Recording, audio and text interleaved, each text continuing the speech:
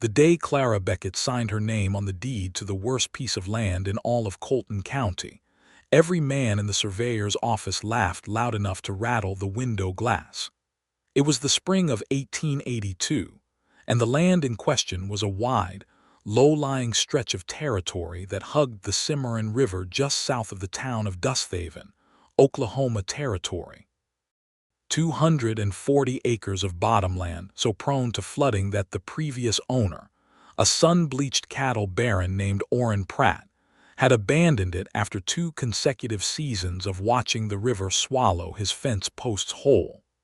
The deed had been listed at the county office for 11 months without a single serious inquiry. People said the land was cursed. People said the river would take whatever you built and carry it south toward Texas before autumn arrived. People called anyone who'd even consider it a fool.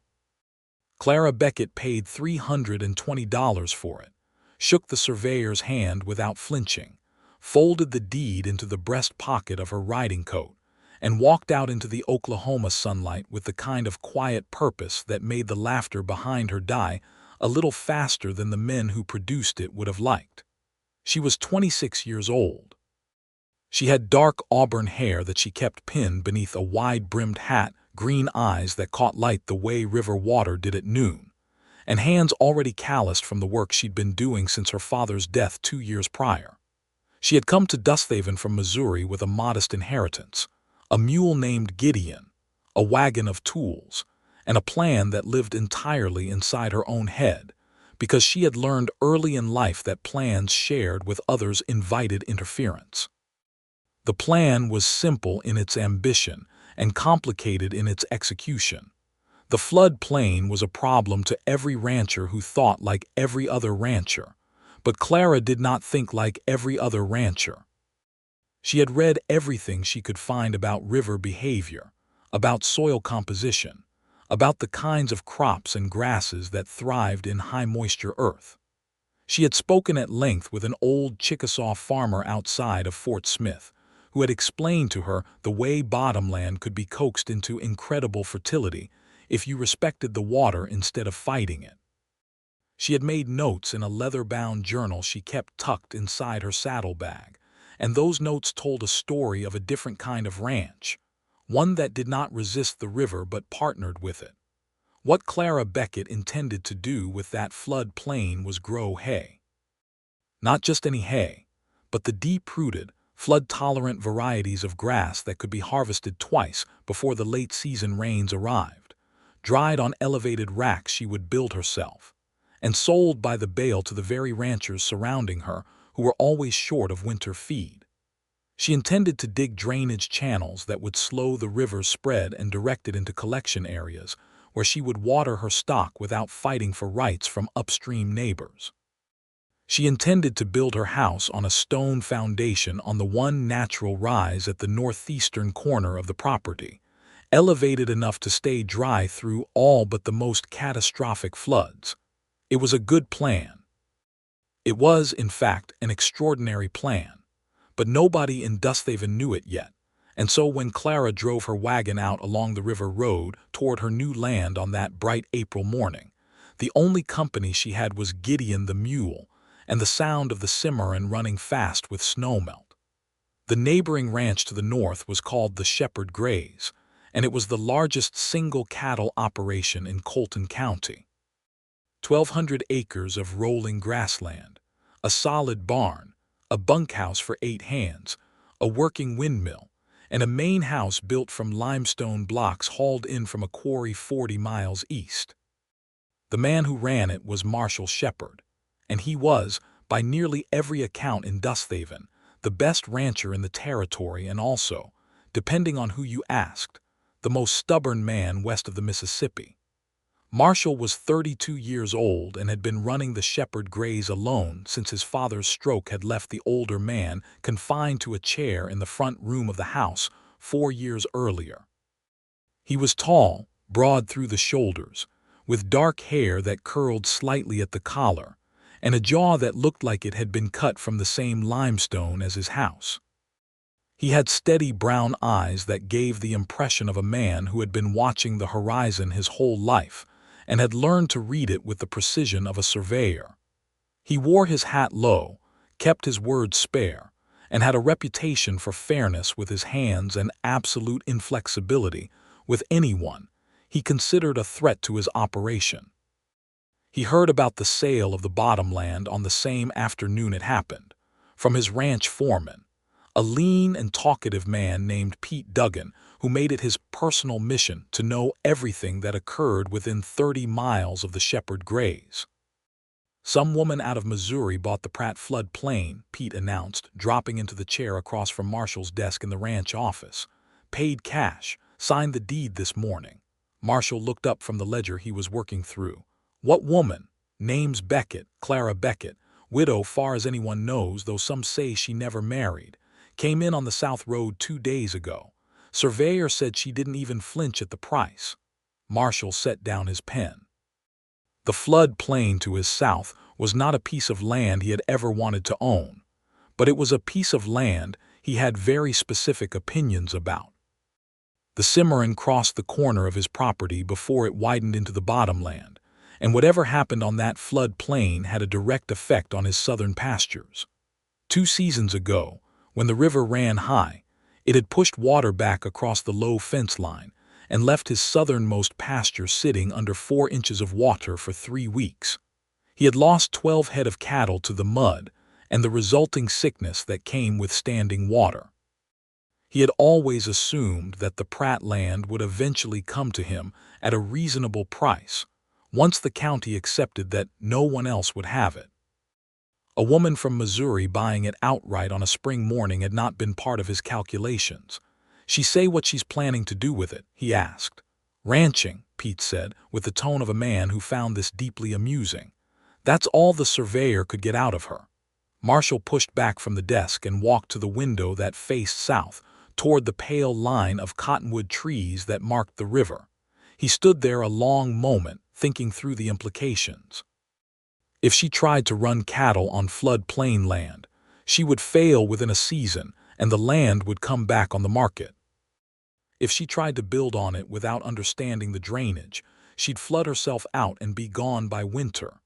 Either way, whatever she did down there in that bottomland was going to affect the water behavior along his southern fence. "I'll ride down and introduce myself," he said finally. "You sure that's wise?" Pete said. "Word is she's not particularly interested in neighborly conversation." Surveyor tried to give her some advice, and she thanked him so politely he didn't realize she'd ignored everything he said until she was already driving away. "I'll ride down anyway," Marshall said. He rode down the following morning on his bay gelding, following the fence line south until he could see the river through the cottonwood breaks. The bottomland stretched before him in the early light, pale gold grass bending in the river breeze, the Cimarron glittering silver between its muddy banks. And there, already at work before the sun had fully cleared the eastern ridge, was Clara Beckett. She was standing in the bed of her wagon with a level in her hand, sighting down a line of stakes she had driven into the ground in a long diagonal across the eastern portion of the property. She had her coat off despite the morning chill, working in a plain cotton shirt with her sleeves rolled to the elbows, her auburn hair catching the light where it escaped from beneath her hat. She was talking to herself, or perhaps to the mule, who stood with the patience of a philosopher at the wagon's head, and she had a piece of chalk in her free hand and was making marks on a board she had propped against the wagon's side panel. Marshall rode to within 20 yards before she looked up. She did not startle. She simply looked at him with those direct green eyes and waited for him to speak first, which he found immediately inexplicably irritating. "Morning," he said, pulling up the gelding. "You'd be Clara Beckett." "I would be," she agreed. "And you'd be Marshall Shepherd from the North Range. You know me already. I asked questions before I bought the land. It seemed sensible to know who my neighbors were." She set the level down along the board and stepped to the edge of the wagon. "What brings you down to the flood plain, Mr. Shepherd?" He noticed she said it without any self-consciousness, the way she said flood plain, as if she'd already decided it was just a description, and not the insult everyone else made it sound like. He found that notable. "Wanted to introduce myself," he said, "and to tell you, neighbor to neighbor, that whatever drainage work you plan to do down here is going to affect my southern pastures. I'd appreciate being consulted before you start moving earth." She looked at him for a moment with an expression that was not quite amusement and not quite annoyance, but something in the narrow space between them. "I appreciate you saying so," she said. "And I will be consulting you, because I believe what I'm planning will actually improve the water flow onto your land rather than worsen it. But I'll need a few days to finish my survey before I can show you the specifics." He had expected defensiveness. He had expected either the brittle pride of a woman who knew she'd been laughed at and had hardened against it, or the overeager agreeableness of someone hoping to make a powerful neighbor happy. He had not expected calm, competent confidence delivered without performance or apology. "What exactly are you planning?" he asked. "I'm planning to make this land work," she said simply. "Would you like some coffee? I have a pot on." He almost said no out of sheer stubbornness. Instead, he swung down from the gelding and looped the reins over the wagon's side board, and he sat on the tailgate of her wagon in the morning sun while she poured coffee from a battered tin pot and began to explain, with the chalk and the marked board and occasional gestures toward specific points on the land, exactly what she intended to do. He listened without interrupting, which cost him something because there were several points at which his instinct was to tell her she was wrong. But the instinct to argue faded as she kept talking, because she was not wrong. She was, in fact, describing a system of land and water management that was not only sound but genuinely elegant, using the river's own patterns to feed the land rather than drain it, building elevated drying racks on the high corners, establishing the hay harvest as the primary income with a secondary cattle grazing plan for the drier summer months. When she finished, he sat for a moment looking at the land with new eyes. "Where'd you learn all this?" he asked. "Reading," she said. "And listening to people who knew better than me." She glanced at him sideways. Two habits that seemed to be in short supply around here. He caught the edge in that and felt a flush of something he chose to call irritation, but which was not entirely irritation. "I was going to say," he began, "that it won't work," she finished without heat. "That it might work," he corrected, "and that the drainage channel along your eastern boundary is going to need to be deeper than what you've staked out, or it'll back up when the river runs high and push water straight at my fence line instead of away from it."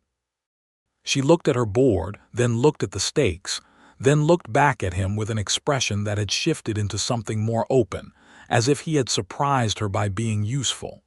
"Show me," she said. He took the chalk from her hand without thinking about it and crouched over the board, and for the next half hour they argued productively and specifically about drainage angles and soil compaction, and the particular behavior of the Cimarron in flood season. And by the time they were done, the plan was better than it had been when he arrived. He rode home with a strange feeling he could not quite name, a feeling of having collided with something that did not give way the way he expected it to. The weeks that followed were some of the most demanding of Clara's life. She worked from before sunrise until the light failed, beginning the drainage channels by hand and with Gideon's help, measuring and remeasuring, laying out the foundation stones for her house on the elevated northeastern corner of the property.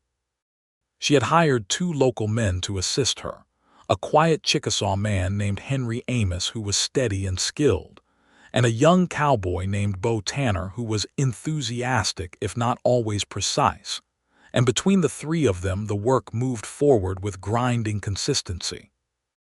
The people of Dusthaven watched from a distance with the particular combination of skepticism and fascination that small communities reserve for someone doing something everyone has decided will fail. At the general store, at the feed merchant, at the one-room post office that doubled as a barber shop, the conversations followed a predictable pattern. She was reckless. She had thrown her money away. The Cimarron would take everything she built before the first snow. It was a shame, really, because she seemed like a capable woman, just misguided. Clara heard most of it. She had the kind of hearing that people with strong silent presences often develop, the ability to catch conversations not meant for her from across a room. She heard it and she filed it away, and she went back to work. Marshal Shepard rode down to the floodplain 3 more times in those first weeks, each time with a practical reason that he explained clearly and concisely, and which was always genuine. The first time it was to warn her that a thunderstorm system moving up from Texas was likely to bring the river up a foot by the end of the week. The second time it was to lend her the use of a post-hole digger he'd had machined in Wichita, a device that significantly reduced the labor of sinking the elevated rack posts. The third time he brought his foreman Pete and 2 of his hands to help her move a series of large limestone blocks that she needed for her house foundation, blocks that were simply too heavy for her 3-person crew. Each time he came, he stayed longer than the practical reason required. He would finish the stated task and then linger, asking questions about the progress or offering observations about the soil or watching the river from the bank, with his hat tilted back and a look on his face that Clara, who was careful about such things, tried not to read too deeply. She was not naive about men.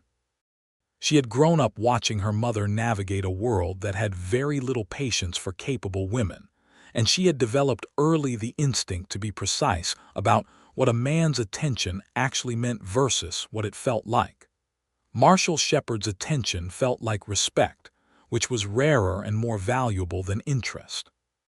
But she was also aware that he was handsome in a way that was inconveniently difficult to ignore, the kind of broad-shouldered, quiet-eyed handsome that announced itself without trying, and she was careful to keep her awareness of that fact filed in a separate mental drawer from the work.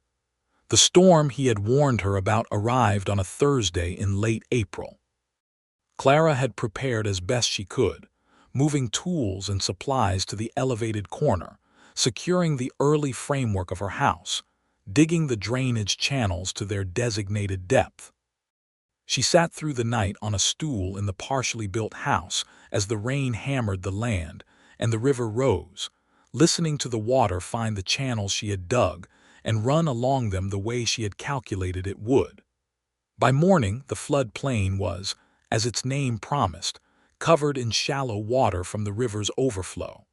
But the water was distributed exactly as Clara's plan had predicted. It spread in a shallow sheet across the lower central acres, feeding the soil, and then drained off over the following 24 hours through the channels, leaving behind the thick, dark, moisture-rich earth that was the foundation of everything she intended to grow. The house foundation stood dry. The elevated racks were untouched, the channels held. She walked the property in rubber boots as the sun came out on Friday morning, making notes in her journal, and she felt something deep and satisfying settle in her chest. The land had behaved exactly as she had expected. The river had done what rivers do, and she had worked with it rather than against it, and it had rewarded her for the respect. She was still making her rounds when she heard hoofbeats, and looked up to find Marshal Shepard riding along her eastern boundary fence, scanning the flood plain with the focused expression of a man assessing damage. He pulled up when he saw her, and she watched something cross his face that she could not immediately identify. "Your channels held," he said. "They did," she agreed. He was quiet for a moment, looking at the land, at the clear evidence of her plan working precisely as she had described it. Then he looked at her, and there was something in his brown eyes that was more complicated than the practical neighbor she had been cataloging him as. "You were right," he said, "about the water behavior. The drainage came off your land cleaner than I've ever seen it from this section. My south pasture didn't flood," Clara nodded. "I'm glad to hear it." He pushed his hat back slightly, and she could see that he was working towards something, the way a man who doesn't say a great many words arranges the ones he's going to use. "I told Pete 2 days ago that what you were doing down here wasn't going to work, that you'd flood out." He paused. "I was wrong about that." She looked at him steadily.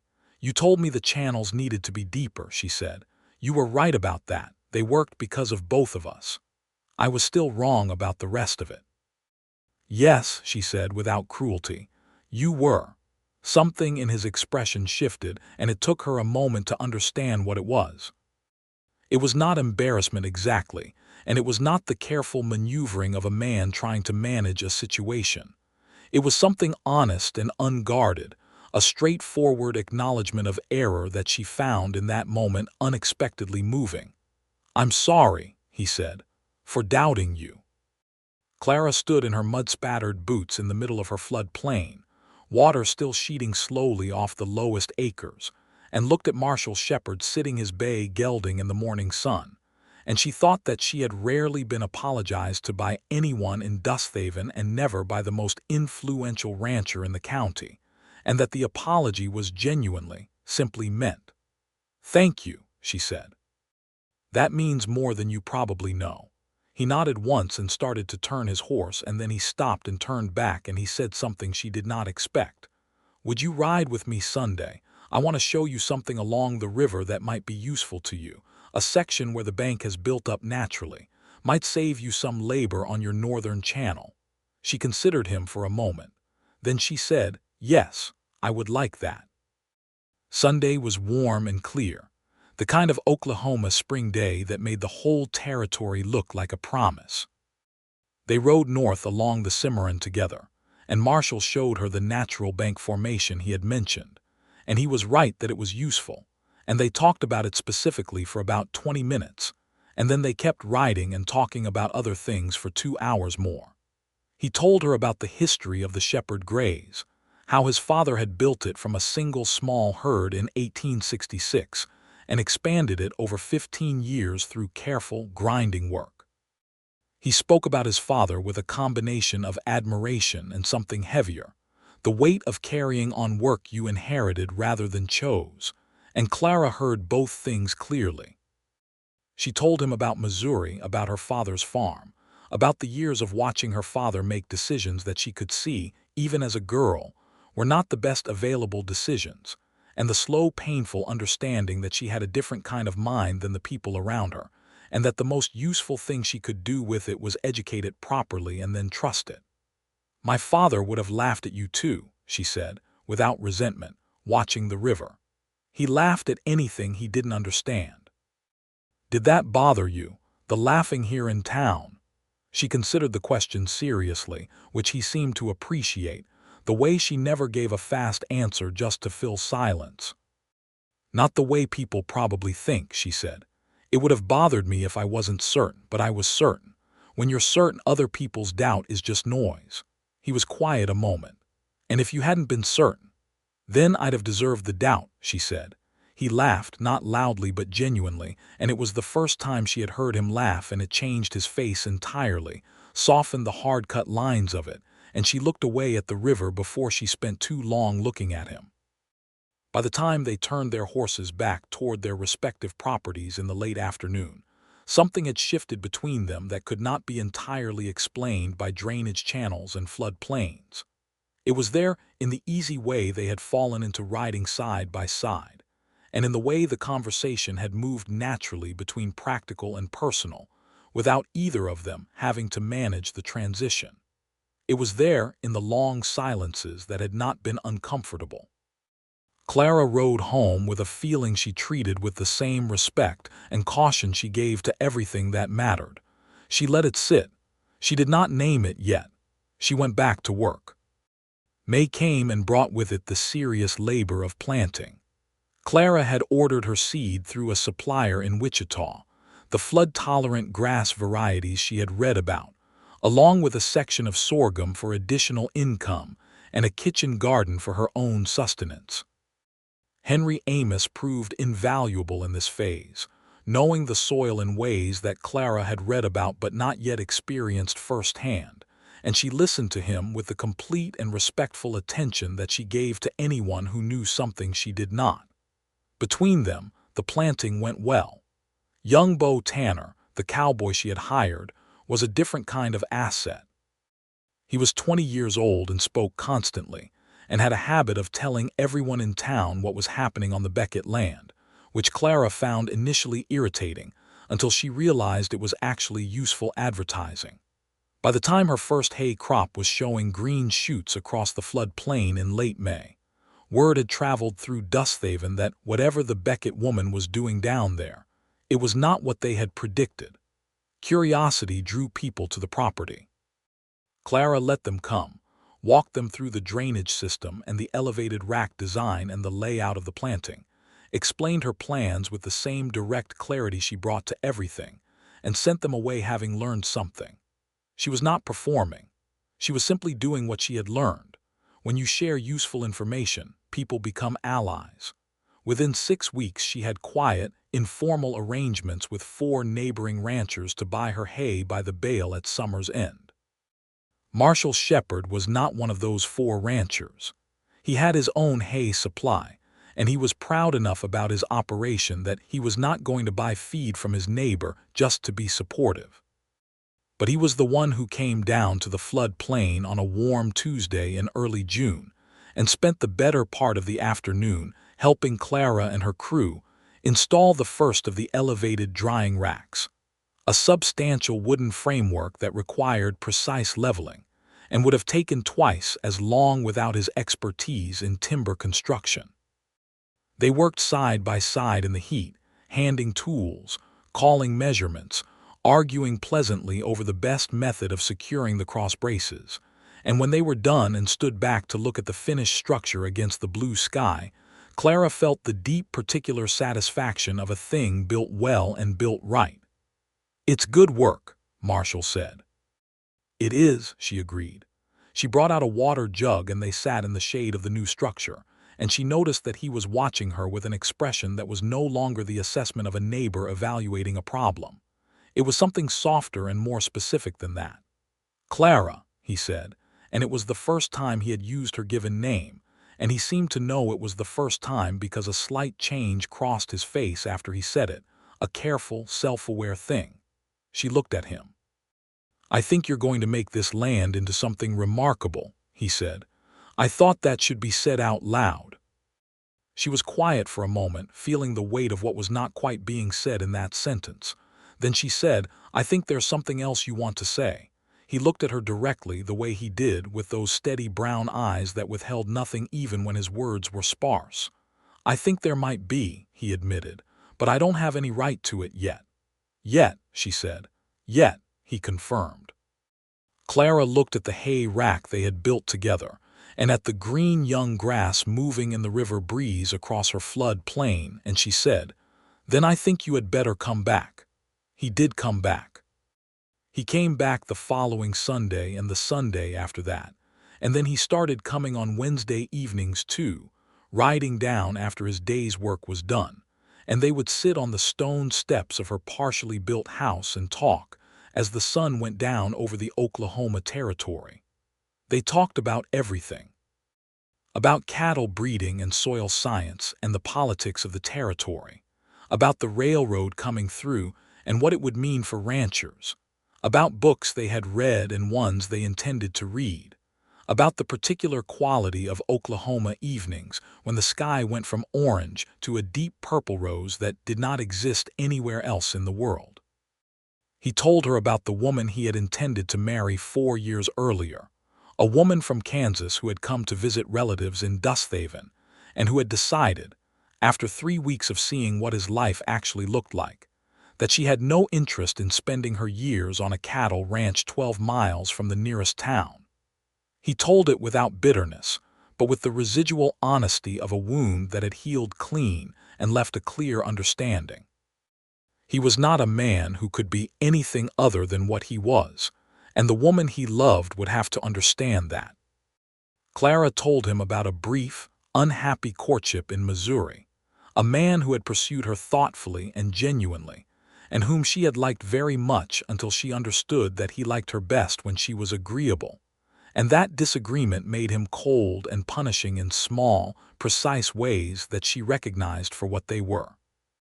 She had ended it without drama and without regret, and she had come west because the West, for all its harshness, seemed to her a place where a woman with a plan had more room to execute it. "Do you miss Missouri?" Marshall asked. "I miss the apple trees," she said honestly. "I'm going to plant some. Eastern slope of the rise, they'll get enough water from the runoff and enough sun from the south face." She paused. "I don't miss much else." He was quiet, watching the stars appear above the river cottonwoods. Then he said, "I'm glad you bought this land." She turned to look at him in the last of the evening light. "Because it improved your south pasture drainage." He met her eyes, and there was nothing guarded in his expression, nothing calculated or cautious. "No," he said simply. The kiss, when it came, was approximately 3 weeks later, on a Sunday afternoon in July when they had been riding the eastern fence line together, and a sudden thunderstorm had driven them to shelter in the cottonwood grove along the river bank, standing close together under the dense canopy of leaves, while the rain came down hard and fast around them, both of them laughing at the speed with which the weather had ambushed them. Clara's hat had been knocked sideways by a low branch, and she was trying to straighten it, and Marshall reached over and straightened it for her. And then his hand stayed at the brim of her hat for a moment longer than was necessary, and they looked at each other from very close range, and the laughter settled into something quiet and serious, and he said, "Clara," the way he always said her name now, with a kind of care that she had come to recognize as his particular way of being tender without performance. She said, "Yes, Marshall." And he kissed her, gently and then more honestly, and the rain came down in the cottonwood grove on the Cimarron River, and the world was entirely specific and entirely right. They rode home in the clearing afternoon, not speaking much, which was not unusual for them. But the silence had a different quality now, warmer and more certain, and when Marshall left her at the corner of her property line and turned his horse north toward the shepherd graze, he looked back once, and she raised her hand and he touched the brim of his hat, and that was enough. Word reached Dusthaven within 48 hours, because Pete Duggan noticed the change in his employer's mood with the precision of a man who had been reading Marshall Shepherd for 12 years, and Pete was constitutionally incapable of keeping an observation to himself.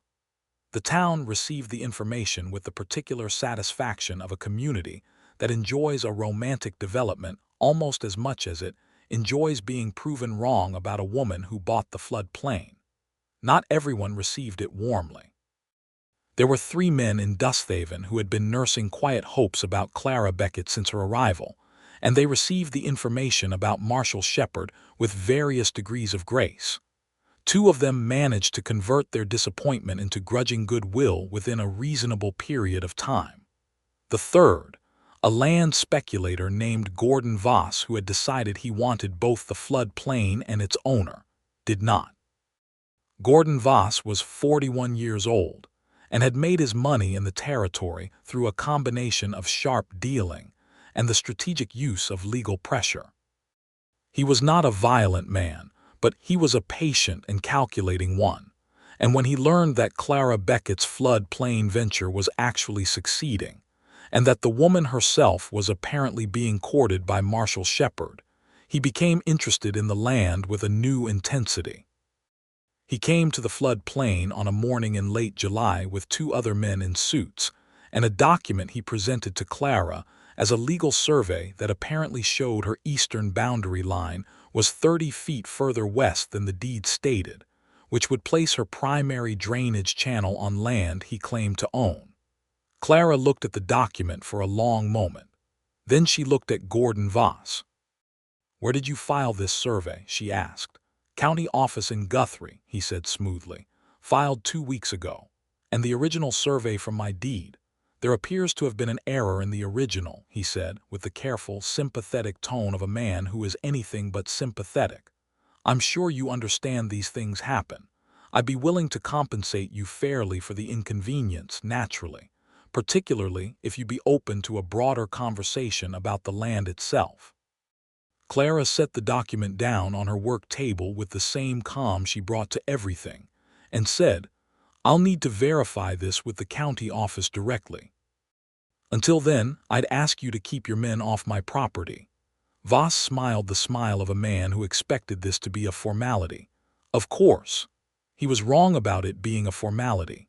Clara rode to Guthrie the next day, 50 miles by horse, and spent 2 days in the county records office going through every filed document that touched her land. She found Voss's survey, which was real. She also found buried in the original filing records from 1874, a prior survey that precisely and definitively established her boundary at exactly the line stated in her deed. The Voss survey had been filed based on a secondary reference point that was demonstrably incorrect, and the filing clerk in Guthrie, when Clara laid out both documents side by side and walked him through the mathematics, went pale and then red and then reached for his stamp. She rode home with a certified correction filed in the county record and a copy of the original survey signed and stamped by the county surveyor, and she rode to Dusthaven first and left a copy with the sheriff, a solid man named Jim Hartwell who had watched Clara's situation with quiet interest and who received the documents with an expression of deep satisfaction. She rode home in the blue evening and found Marshal Shepherd sitting on her stone steps. She told him what had happened precisely and in order while she unsaddled Gideon and rubbed him down. Marshal listened without interrupting, which was his way, and when she finished, he was quiet for a moment. "You rode to Guthrie alone," he said. "I did," she said. "It wasn't the sort of thing that required company." He looked at her for a moment with an expression she had learned to read, the one that meant he was holding back an argument because he had thought it through and decided it was not his place to make it. She appreciated that about him more than almost anything else. "Are you going to have trouble with Voss going forward?" he asked. "Possibly," she said honestly. "But I have a better legal position than he does, and Jim Hartwell knows it now. I think Voss is the kind of man who backs down when the legal ground is solid." She paused.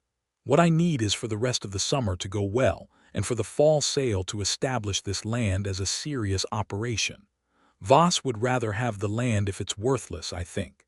If it's producing, it becomes a harder fight to justify." Marshall nodded slowly. "The survey thing," he said.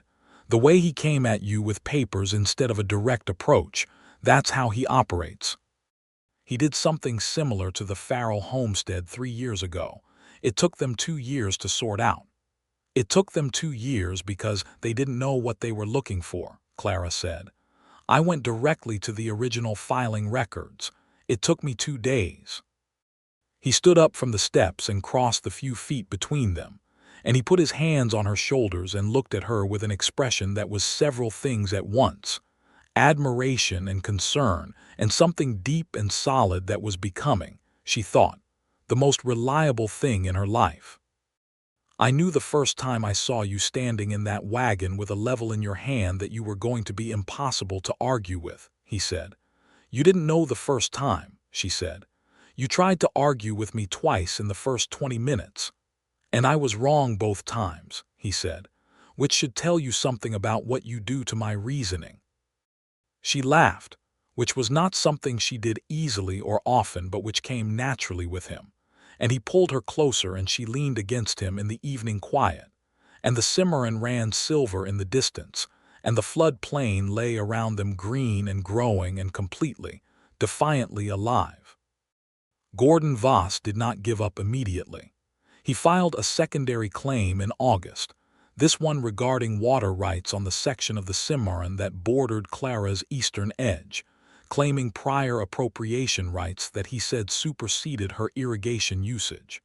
This time Clara was prepared faster, having already anticipated this particular angle.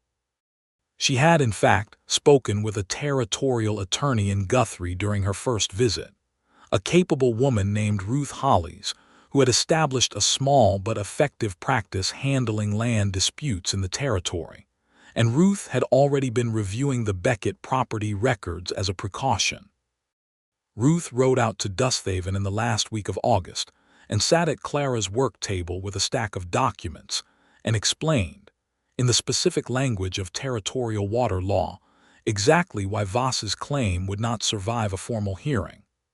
The prior appropriation he claimed dated to a filing that predated the actual channeling of the river in that section, making it legally void under the 1880 Territorial Water Act. Ruth wrote a formal letter to Voss's attorney in Guthrie, copied to Sheriff Hartwell and the county surveyor, and Gordon Voss's water rights claim was withdrawn within a week. At the end of August, Gordon Voss rode past the Beckett floodplain on the River Road and saw the hay harvest in progress. Clara and Henry Amos and Bo Tanner and 4 additional seasonal workers were cutting and racking, moving through the tall flood-fed grass with a precision that spoke of weeks of preparation and planning. The elevated racks were heavy with drying hay, the air sweet with it, and the yield from the first cutting alone was sufficient to fill every order Clara had pre-sold and leave a surplus. Voss looked at the operation for a long time from the road. Then he rode on toward Dusthaven, and he never filed another claim against Clara Beckett's land. September brought the harvest in full, and with it a transformation in how the town of Dusthaven thought about Clara Beckett and the flood plain. The deliveries of baled hay to 4 neighboring ranches over the first 2 weeks of September were conducted with the practicality and precision that characterized everything Clara did, but they were also, whether she intended it or not, a kind of undeniable proof. The land that everyone had called a curse was producing. The woman everyone had called reckless was, in fact, the most capable rancher in the area for this specific kind of operation.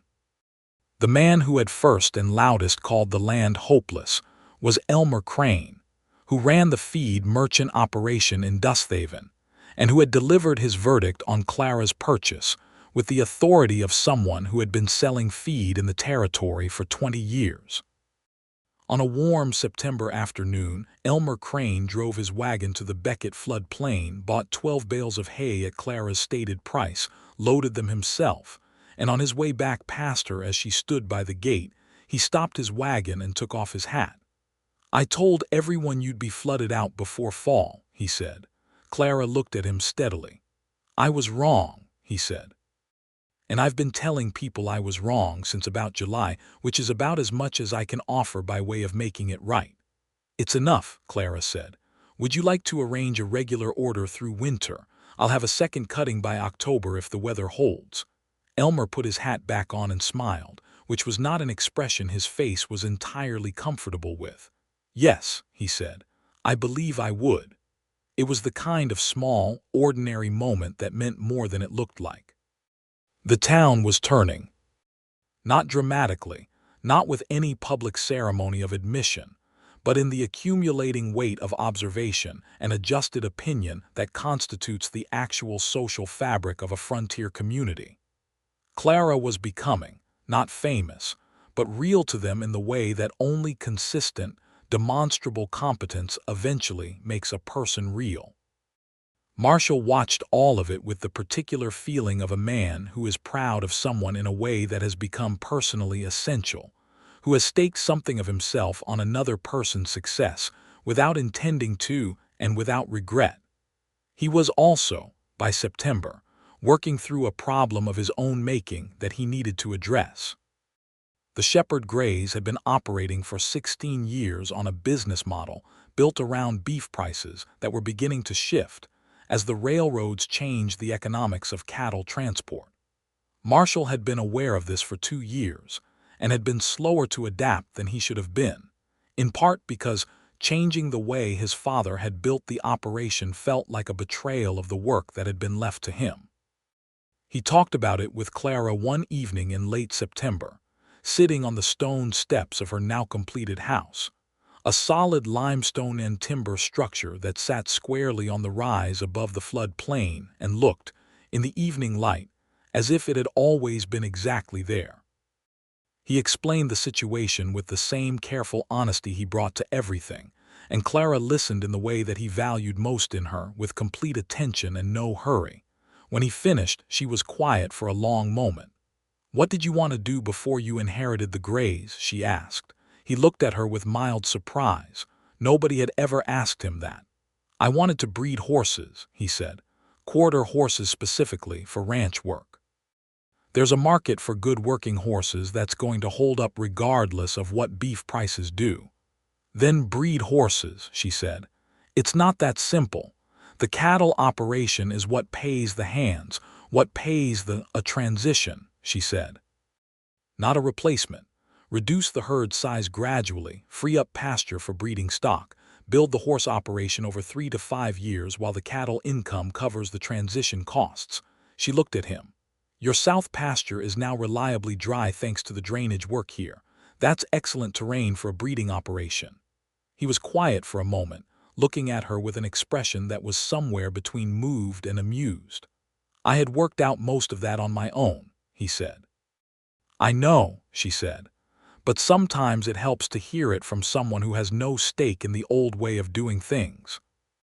He reached over and took her hand, which they had been doing more naturally over the past weeks, the easy physical comfort of two people who had been working and talking side by side long enough that touch had become part of the language. Clara, he said. Yes. He turned to look at her in the early autumn evening, the Oklahoma sky running through its impossible colors above the cottonwood line, the flood plain lying dark and rich below them.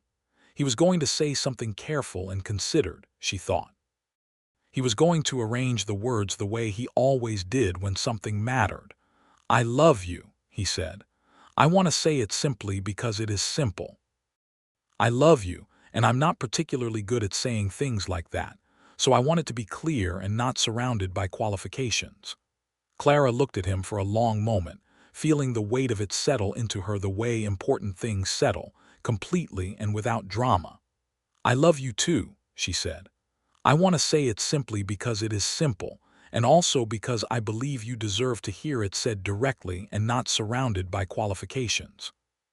He laughed, and then she laughed, and he kissed her with the autumn wind coming up from the river, and the Cimarron ran in the dark below them, and everything that had been building between them since April settled into something as solid and real as the limestone foundation beneath the house they were sitting against. October was beautiful, the territory going gold and amber and deep red along the river breaks, the air sharp enough to carry the smell of wood smoke from every chimney in Dusthaven. Clara completed her second hay cutting and racked it and sold it, and the season's income exceeded her original projection by 12%, which she noted in her journal with quiet satisfaction and without celebration because the next year's work was already being planned. Henry Amos, who had been indispensable from the beginning, sat down with Clara in October to discuss the following year's operation, and she asked him formally to become her full-time ranch manager, with a proper salary and a dwelling she would build on the property. He accepted without ceremony, which was his way, and Clara felt the deep rightness of having found the right person for the right role. Bo Tanner, the talkative young cowboy, announced in October that he was heading to New Mexico territory to try his luck, which Clara had been expecting since August when she noticed his restlessness returning with the end of the busy season. She gave him 3 months extra pay, a good reference she wrote out herself on the ranch letterhead she had printed in Guthrie, and her honest wishes for his success. She went to dinner at the Shepherd Gray's in the first week of October, the first time she had been inside the house. It was a well-built, practical home, with the accumulated character of a family operation, photographs of Marshall's father in younger years, a shelf of well-read books, a kitchen that had not been fully functional since the last hired cook left 2 years prior. Marshall's father, a gaunt, white-haired man named Arthur Shepherd, received her from his chair by the front room window with the guarded, assessing look of a man who had been told a great deal and was now forming his own opinion. She sat with Arthur for an hour before dinner while Marshall finished the evening chores, and they talked about the flood plain and the water management and the hay operation, because those were the things that seemed most likely to interest him, and she was right. Arthur Shepherd had been a practical, land-minded man his whole life, and the thing that interested him most was good land use, and what Clara had done with the worst land in Colton County was, from a practical land use perspective, extraordinary. By the time Marshall came in from the barn, his father had the look of a man who had made a decision about something. He looked at his son and said, "She knows what she's doing," with the tone of a man delivering a verdict. "I know," Marshall said. "Don't do anything to interfere with that," Arthur said. "I have no intention of it," Marshall said. Clara looked at her plate to conceal her expression, because the exchange was both touching and completely characteristic of everything she had come to understand about Marshall Shepherd, the way his entire household operated on plain-spoken directness as a fundamental value.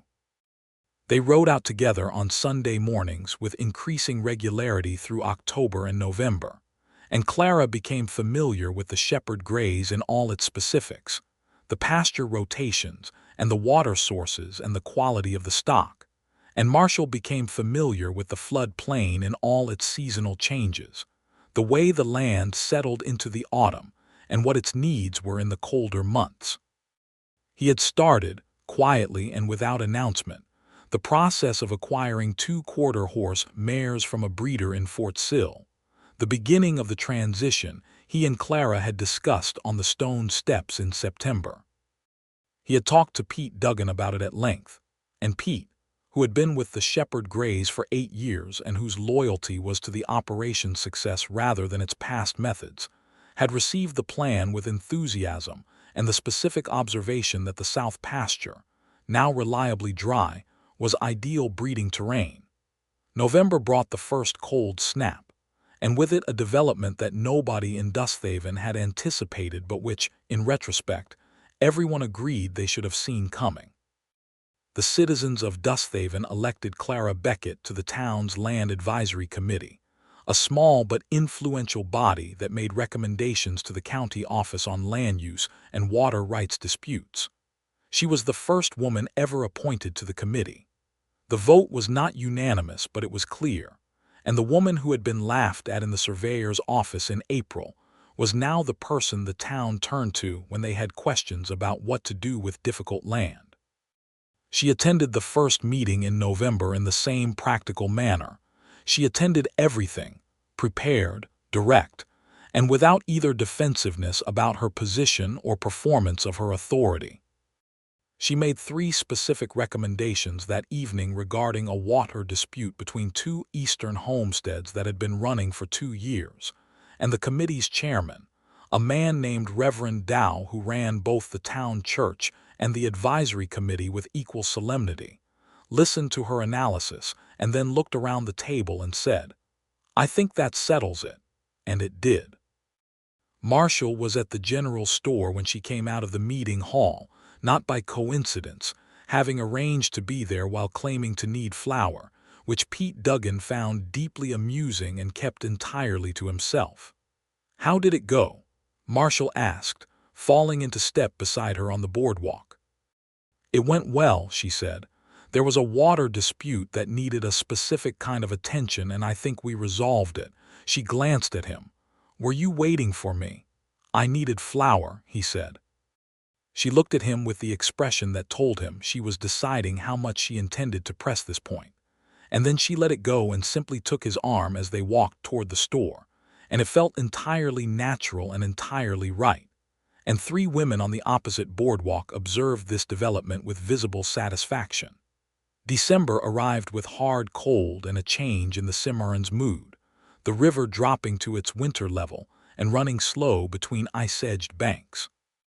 The floodplain lay quiet under a thin layer of frost, the ground absorbing the cold and resting in the way that good productive land rests between seasons. Clara's house was warm and well-provisioned, the winter preparations she had made with Henry Amos's guidance thorough and practical. She had a winter's worth of projects, correspondence with suppliers for the spring, reading and planning, the apple tree saplings she was ordering from a nursery in Missouri. It was in December that Marshall Shepherd rode down to the flood plain on a clear, cold Thursday morning, not on a Sunday, and not on a Wednesday evening, and not for any practical reason he had prepared. He came in through the front gate and tied his horse and knocked on Clara's door, and she opened it in her housework clothes with a flour-covered apron because she had been making bread, and he looked at her, and then he reached into his coat pocket and brought out a small piece of garnet set in silver that had belonged to his mother. "I know this isn't the conventional way to do this," he began. "Nothing about us has been conventional," she said. "No," he agreed. "But I want to be clear because I don't like ambiguity when something matters this much. Clara Beckett, I would very much like to marry you if you'll have me. Not because of the land or the drainage or the flood plain, though I am genuinely grateful for all of that. Because you are the most particular person I have ever met, and I mean that as a compliment, and I think we suit each other in a way that I believe is rare and worth protecting. Clara looked at him standing on her doorstep in the December cold, holding his mother's garnet ring with the careful hands of a man handling something irreplaceable. She thought about April and the surveyor's office and the laughter, and the morning she had walked across her flood plain in the post-storm light and found it exactly as she had planned. She thought about the first Sunday they rode the river together and the way the conversation had moved so naturally between the practical and the personal. She thought about the cottonwood grove in the July rain. "Yes," she said, "I will." He came inside, and she gave him bread because it was just finished and he had ridden 12 miles in the cold. And they sat at her kitchen table while the frost lay over the flood plain outside the window, and the garnet ring was on her hand. And they talked about the future the way they always talked, specifically and practically, and with complete honesty, and also with the deep, quiet warmth that had been growing between them all these months and was now fully, unmistakably, the foundation of everything. They married in February of 1883 in the Dusthaven Church, which was not large but which was, on that particular Saturday afternoon, extremely full. Every rancher in the county who had bought hay from Clara was there. Every member of the Land Advisory Committee was there. Elmer Crane from the feed merchant was there. Ruth Hollies, the territorial attorney from Guthrie, was there. Henry Amos was there, in a clean suit, standing near the back with the quiet dignity that characterized everything he did. Pete Duggan, who had started this whole secondary story by telling Marshall about the sale in the first place, was there with an expression of proprietary satisfaction. Arthur Shepard was wheeled into the church in his chair by one of the ranch hands, and he sat in the front row with the look of a man who has seen many things and finds this particular thing entirely satisfactory. Clara wore a dress she had made herself from deep blue wool, practical enough for the cold but cut well enough for the occasion, with a spray of dried prairie flowers Henry's wife had arranged for her. She did not carry many flowers because it was February in Oklahoma and the options were limited, but the ones she had were chosen carefully and meant something, which was her way with everything. Marshall stood at the front of the church and watched her walk up the aisle, and the expression on his face was the most unguarded she had ever seen it, open and certain and lit with something that had no name in the specific language they usually used with each other, but which was entirely legible to everyone in the room. Reverend Dow performed the ceremony with the brisk efficiency of a man who has married enough frontier couples to know that sentiment and brevity are not mutually exclusive. When it was done, Marshall kissed his wife in front of all of Dusthaven and then said quietly against her ear, "I told Pete this morning that I was wrong about the flood plain." She pulled back to look at him. "You told Pete last April that you were wrong about the flood plain, on the morning after the storm." "I told Pete this morning that I was wrong about it from the very beginning," he said. "Before you showed me the drainage plan, before I even heard what you intended to do. I wrote you off as reckless before I gave you 1 minute of serious consideration, and I've been meaning to say that for months." Clara looked at her husband in the warm, crowded church while the people of Dusthaven celebrated around them, and she felt something settle completely, the last small edge of the thing she had not quite named, the way his original dismissal had lived in her as a small, unresolved note. "Thank you," she said. "That means something." "Good," he said. "Now let's go home." Home now was both places and neither exclusively. They spent the winter between the two properties, working through the practical and legal process of joining the land operations, while keeping them distinct enough to manage effectively. The Beckett flood plain and the Shepherd Grays shared a boundary and now shared an ownership, but Clara maintained her own accounts and her own operational authority on the flood plain, and Marshall did the same for the Grays, and they consulted each other on decisions above a certain size and made the smaller ones independently, because they had both built their competence on independent judgment, and neither of them had any interest in diluting it. The arrangement suited them completely and baffled several of their neighbors, who could not quite understand a marriage in which both parties had separate ledgers. But the neighbors who baffled at it were also the ones who came to Clara for advice about land use and to Marshall for advice about cattle management, and the answers they got from each were always useful, so they baffled quietly and kept coming. Spring 1883 arrived with the force and brightness that Oklahoma springs produce, the kind of arrival that makes the whole long, cold winter feel like a dream from a previous life. The Cimarron came up with snowmelt in March, and Clara watched from the rise as the water spread across her flood plain in exactly the pattern she expected, filling the channels, distributing across the lower acres, feeding the soil with the patient generosity of a river that had been doing this long before anyone tried to farm it. Marshall stood beside her on the rise, watching the water move. He had his arm around her and she had her hands around a cup of hot coffee, and the morning was cold but brilliant, the water catching the early light and throwing it back in 1,000 small shards of silver. "I told Elmer Crane last fall that I was wrong about the land," he said. She looked at him. "He said he already knew," Marshall said dryly. She laughed. He had told most of Dusthaven by now, in various contexts and with varying degrees of specificity, that he had been wrong about the Beckett flood plain. He had said it because it was true, and because he was the kind of man who believed that being wrong should be said aloud rather than simply forgotten, and because watching the land that everyone called cursed become the most productive specialized operation in the county was a thing that deserved acknowledgement. The rancher who had first pronounced the land hopeless had turned out to be the first to acknowledge it, and the town received this information with the respect they gave to a man who told hard truths about himself as readily as he told them about others. The spring planting was larger in its second year, the plan refined by a full season's experience and the input of Henry Amos, who had spent the winter reading the same books Clara had read, and adding to their shared understanding of floodplain agriculture.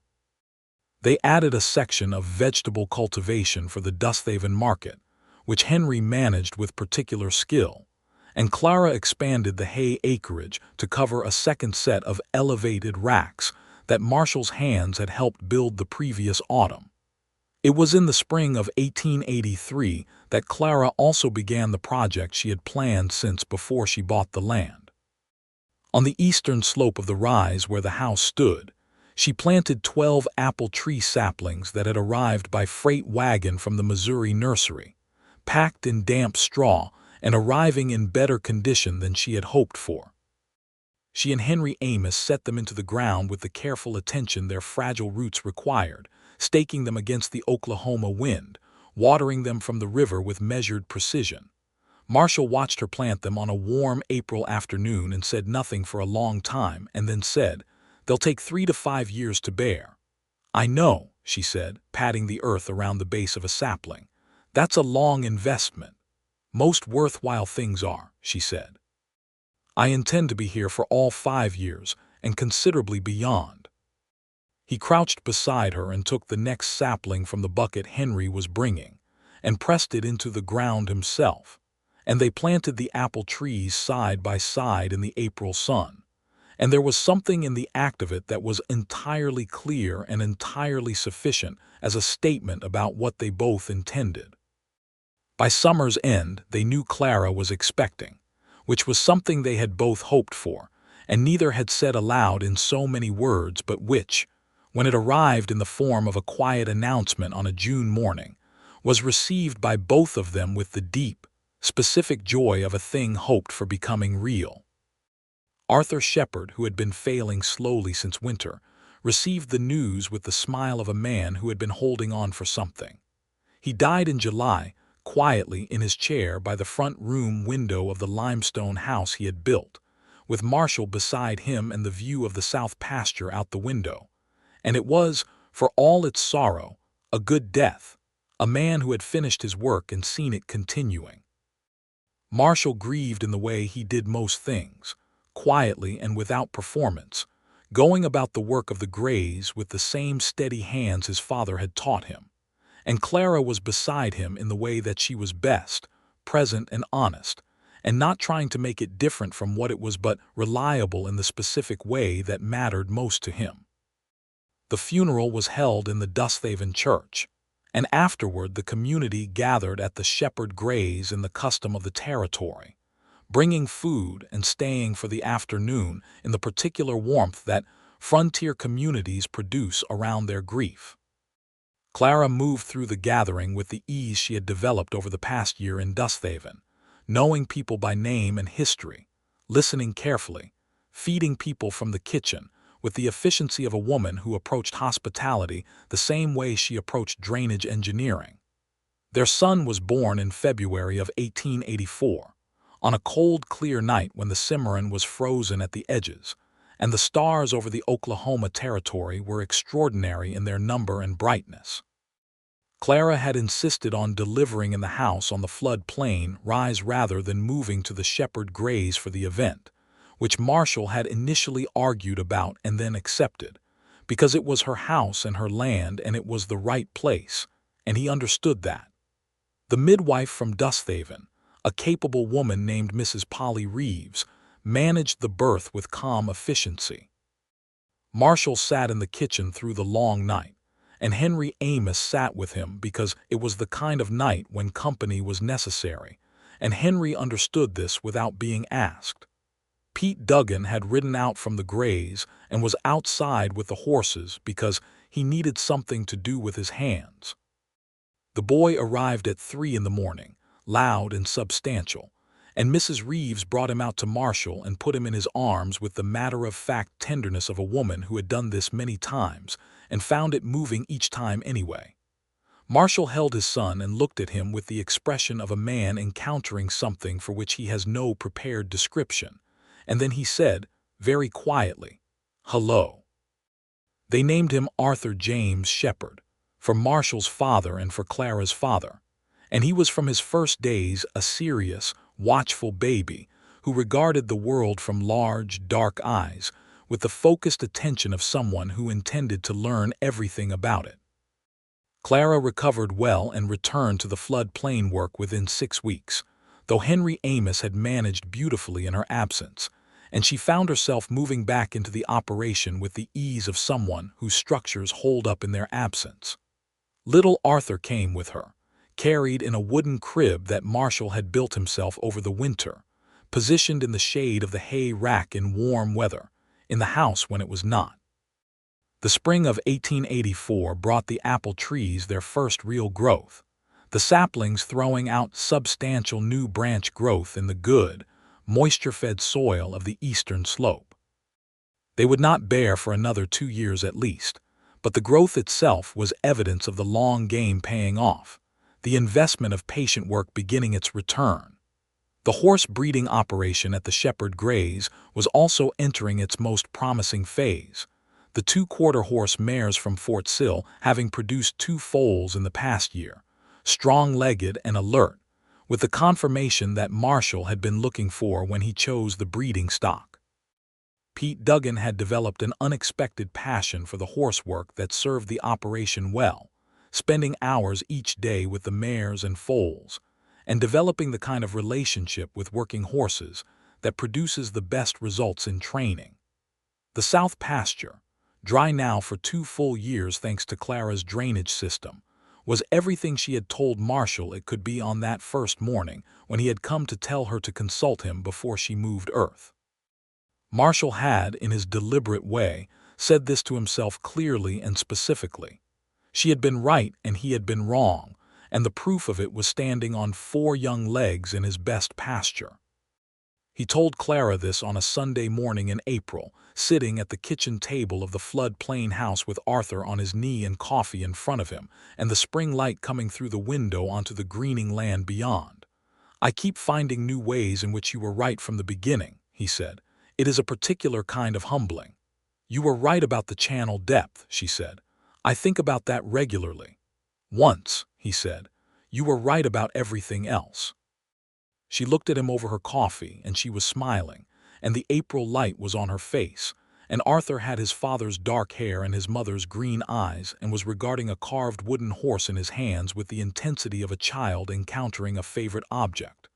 We were right together, she said. That seems like the more important thing.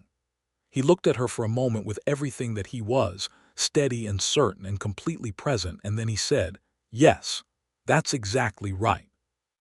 The summer of 1884 was the best season the floodplain had produced. The hay yield was 30% higher than the previous year. The vegetable section ran a profit from the town market, and Clara added a small but significant enterprise in the form of seed sales, selling the flood-tolerant grass seed she had been cultivating from her own best stock to 3 other ranchers in the territory who were working with similar bottomland. It was, she noted in her journal in August, the kind of diversification that made an operation genuinely resilient rather than dependent on any single income. The Land Advisory Committee in Dusthaven had, over the past 2 years, become the most effective body of its kind in the county, and a significant portion of that effectiveness was attributable to Clara Shepherd, as she was now known, whose approach to land disputes was so consistently logical and well documented that even the disputants who did not prevail generally admitted she had been fair. She had developed a working relationship with Ruth Hollies in Guthrie that had resolved 6 major land disputes in the territory, and Ruth had told her twice that she had a legal mind and should consider reading for the bar, which Clara had noted in her journal and not yet decided about. Gordon Voss had left the territory in the winter of 1883, his various land speculation projects having failed with a consistency that several people in Dusthaven found satisfying. He had gone to Kansas, last anyone heard, and nobody in Colton County was troubled by his absence. In September of 1884, the Dusthaven Courier ran a brief piece about the Beckett floodplain, which was how it was still known by the old-timers, though it was now legally the Shepherd Beckett River Ranch, describing the operation and its methods and its success with the particular pride of a small community telling a story it has become comfortable being part of.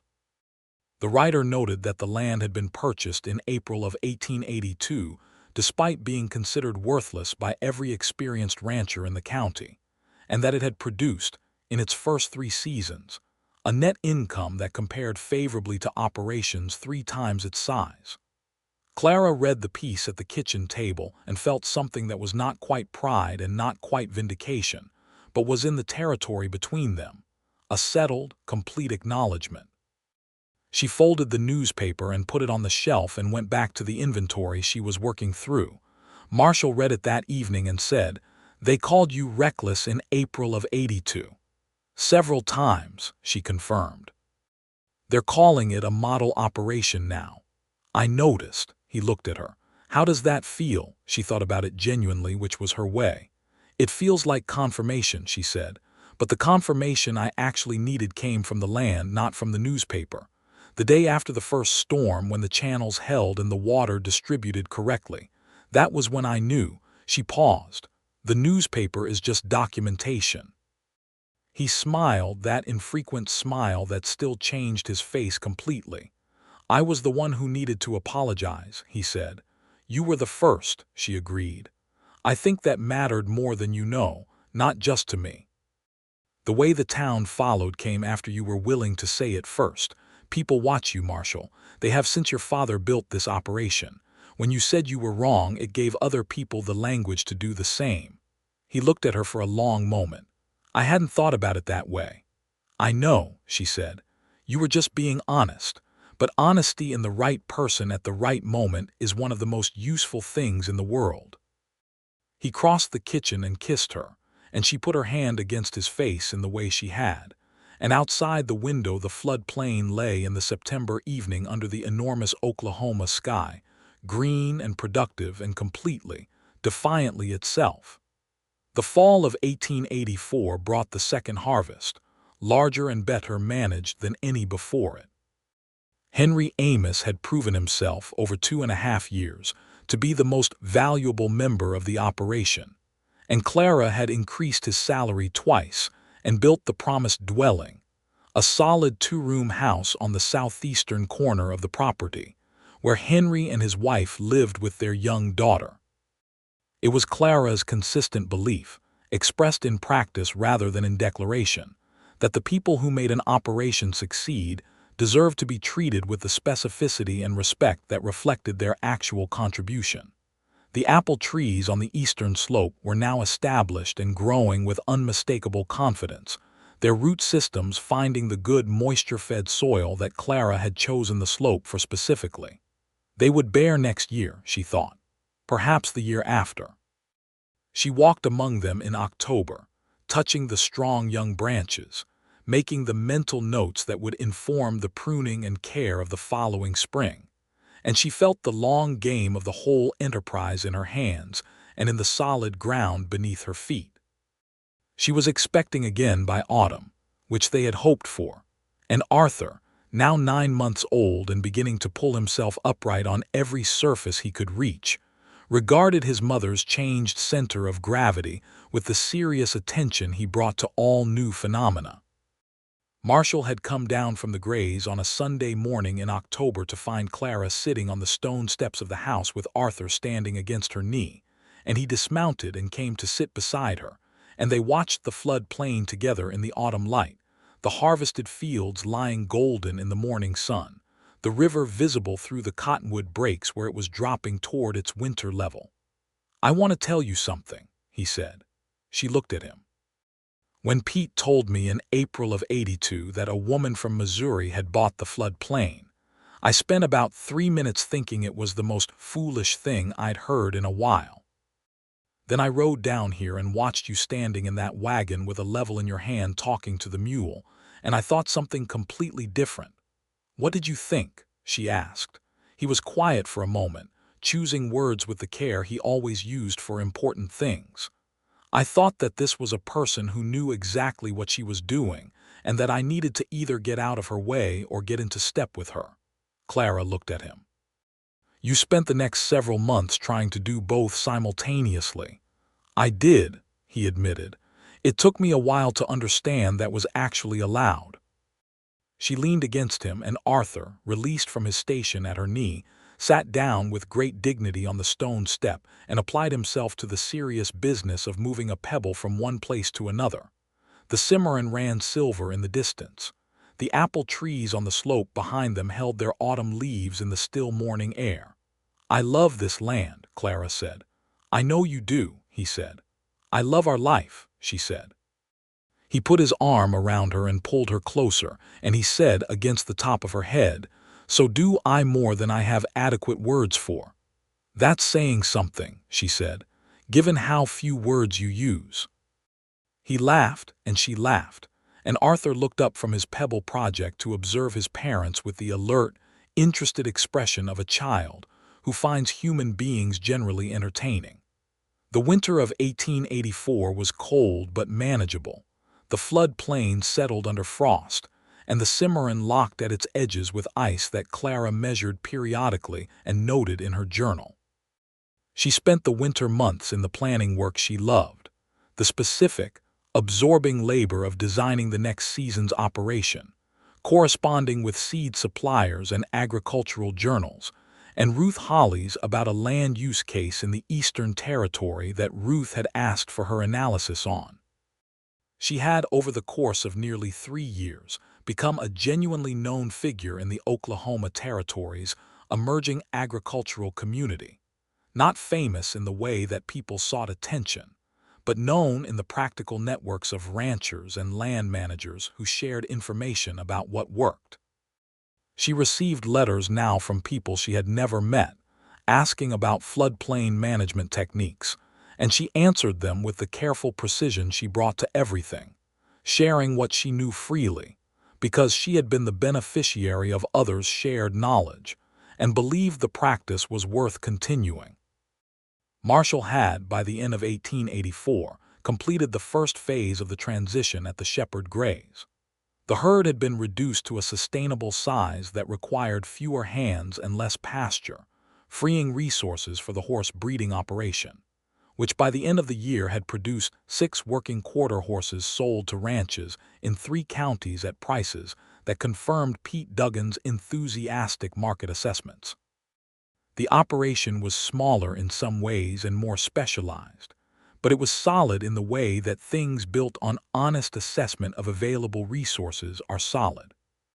Their daughter was born in March of 1885, on a morning of early spring rain when the Cimarron was running with the first snowmelt, and the flood plain was showing the first green edges of new growth through the previous year's harvested stubble. They named her Eleanor Ruth, for Arthur Shepherd's mother and for Ruth Holly's, who had become over the past 2 years a genuine friend to Clara, and who received the honor with the brisk, moved acknowledgement of a woman not accustomed to being considered a model for naming. Arthur, 14 months old and now fully mobile in the alarming way of children who have recently discovered walking, received his sister with the focused attention of someone encountering a new phenomenon, pressing his face close to look at her with the same dark eyes in the same serious expression that had been his from his first days. Mrs. Polly Reeves, who had delivered Arthur and now Eleanor, told Marshall in the kitchen while Clara was sleeping that his wife had the good constitution and the good management instincts of a woman who would give him 4 more children if they chose it. And Marshall received this information with the look of a man storing it carefully in the part of his mind where good things were kept. Spring came fully in April, the land waking under the warm rain, the apple trees on the slope throwing out the first tentative buds that Clara had been watching for with the patient attention of someone who has been waiting for something for 3 years and knows it is almost time. She walked among them on a warm April morning with Eleanor in a cloth carrier against her chest and Arthur toddling beside her, stopping every few feet to examine the ground with the intense investigative purpose of a 14-month-old boy. The buds were unmistakable, small tight knots of promise along every branch, the result of 3 years of careful planting and patient tending in exactly the right soil with exactly the right water. She put her hand against the bark of the tree she had planted first, the one at the eastern end of the row, and she felt the living warmth of it even through the coolness of the morning air. It was going to bear. Maybe this year, maybe next, but it was going to bear, and the apples it produced would be from a tree grown in Missouri rootstock and Oklahoma soil and the water of the Cimarron, and they would taste like all of that together, which Clara thought was a worthy kind of flavor. Marshall came along the slope path from the house and stopped a little distance away, watching her with her hand on the apple tree and Eleanor against her chest and Arthur examining something in the grass at her feet. He stood there for a long moment, just watching, and his expression was the one she knew best now, the open, unhurried, completely present look of a man who was exactly where he intended to be and knew it clearly. She turned and saw him and held out her hand, and he came and took it, and they stood together among the apple trees with their children in the April morning, looking out over the flood plain below them, the Cimarron running clear and high with spring runoff, the land greening fast under the Oklahoma sun, the elevated hay racks standing empty and ready for the season's first cutting, the channels carrying the water exactly as they were designed to carry it. "You know what Elmer Crane said to me yesterday," Marshall said. "What?" "He said the flood plain was the best investment made in Colton County in 20 years. He paused. "He said he'd bet against you and he'd been wrong." "He told me he was wrong when he bought his September hay," Clara said. "That was enough." "He wanted me to know he'd said it again," Marshall said. "I think it was his way of saying it to me because he knows I said it first." Clara looked at the flood plain, at the land she had bought when everyone said it was worthless, at the life she had built on it and from it. She thought about the morning she had signed the deed and walked out into the April sunshine with it folded in her pocket while the laughter settled behind her, and she thought about every morning since.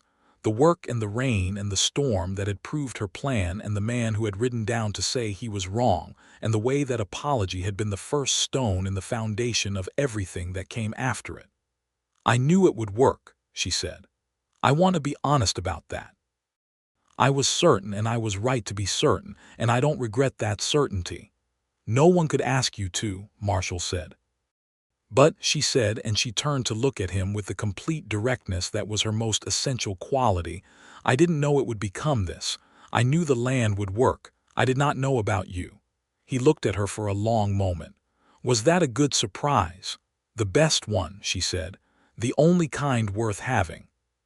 He squeezed her hand, and Arthur, who had reached the point of his investigation where he required parental attention, tugged at his father's coat hem with the imperiousness of a boy who expected the world to stop for him, which it generally did. Marshall picked him up with the easy habit of a man who had taken to fatherhood the way he took to everything. He did well, completely and without drama, and Arthur pointed at the apple tree with the authority of a child identifying something important. "Tree," Marshall told him. "Mama's tree," Clara corrected.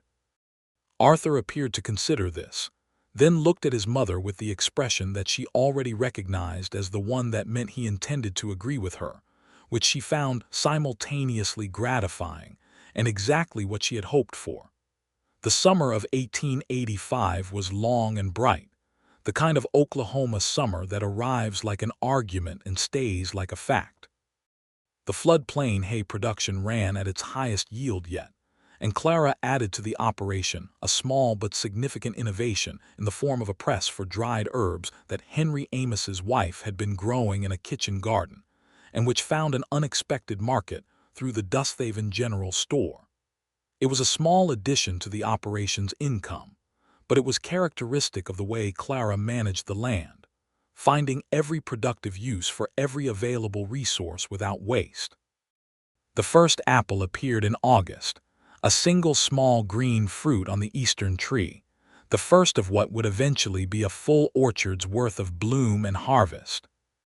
Clara found it on a Monday morning inspection and stood looking at it for a long time, this small green proof of the longest bet she had placed on the land, and she felt something complete and round settle into her chest. She called Henry Amos to come see it, which he did, and he looked at it with the same quiet satisfaction he brought to all evidence of good agricultural work paying off. "Next year will be more," he said. "Yes," she agreed. "But this one was first." She called Marshall down from the Grays that evening to show him, which was perhaps, she would later reflect, slightly excessive excitement over a single apple. But he rode down and looked at it in the evening light with the same seriousness he gave to things that mattered to her, and then he looked at her and said, "You planted these the spring after we married." "The spring before," she said. "April of '83. 2 years," he said. "You planted these 2 years ago knowing they wouldn't bear for 2 more. "That's how apple trees work," she said. "That's how you work," he said. "You plant things that take time and you trust the time." She looked at the small green apple in the last of the evening light and thought that was perhaps the truest thing anyone had said about her in a long time. "Yes," she said, "I suppose I do." He put his arm around her, and they stood together looking at the first apple on the flood-plain orchard, while Eleanor slept in the house, and Arthur was being watched by Henry Amos's wife, and the Cimarron ran in the deep summer dusk below them, and everything around them was the result of 2 years of specific, patient, honest work and the life they had built together in the doing of it. The autumn of 1885 closed the season in the way that good seasons close, with the harvest in and the accounts settled, and the land put to rest with the knowledge of what it had given and what it would give again. Clara sat at her desk in the house on the rise on the last evening of October, going through the season's final accounting with the careful attention she always gave it, and the numbers told a story she had planned for and worked toward and which was now simply, plainly true. The flood plain was producing.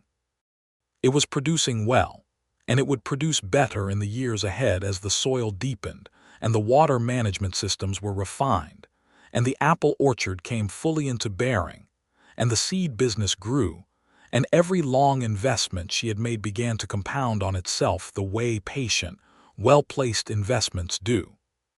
She closed the ledger and looked out the window at the dark flood plain, at the Cimarron running silver under the autumn stars, at the land that everyone had called worthless and that she had known, from the first moment she read the survey description in the county office in Missouri, was not worthless at all. Marshall came in from the last evening chores and hung his coat on the peg and looked at her at the desk and said, "Done for the season." "Done for the season," she confirmed.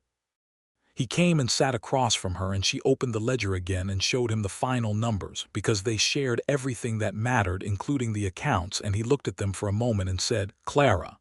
"Yes. It's remarkable," he said simply. "We're remarkable," she said. "All of us together. You, me, Henry and his wife, the land, the river. It took all of it." He looked at her in the lamplight of the house on the flood plain, his wife, the woman who had bought the worst land in the county on a spring morning and made it into something that would outlast both of them. And he thought that he had been wrong about a great many things in April of 1882, and that being wrong had led him, through the specific mercy of honest correction, to everything that was now his life. "What do you want for the next year?" he asked. She thought about it in the serious, honest way she considered everything. "The apple trees in full bloom in spring," she said. "Arthur walking everywhere he's not supposed to walk, Eleanor discovering what she's interested in. The second cutting at peak yield. You and Pete with a full breeding season and those 2 new mares from Fort Sill." She paused. "And this," she said, "just this, every evening like this one." He reached across the ledger and took her hand, and she turned her hand to hold his. And outside the window the Cimarron ran on as it always had and always would, indifferent and beautiful and utterly reliable in its seasonal patterns. The same river that had made this land impossible in the eyes of everyone who tried to fight it, and possible in the eyes of one woman who had decided to listen to it instead. The flood plain stretched away in the autumn dark, quiet and rich and ready for spring, the drainage channels holding their shape in the frozen earth, the elevated racks standing empty against the stars, the apple trees on the slope holding their bare branches against the October sky, the small stone house warm and lit above it all. It was, Clara Beckett Shepherd wrote in her journal that night, in the precise and careful hand she brought to everything she put down in writing, exactly what I intended it to be. And considerably more.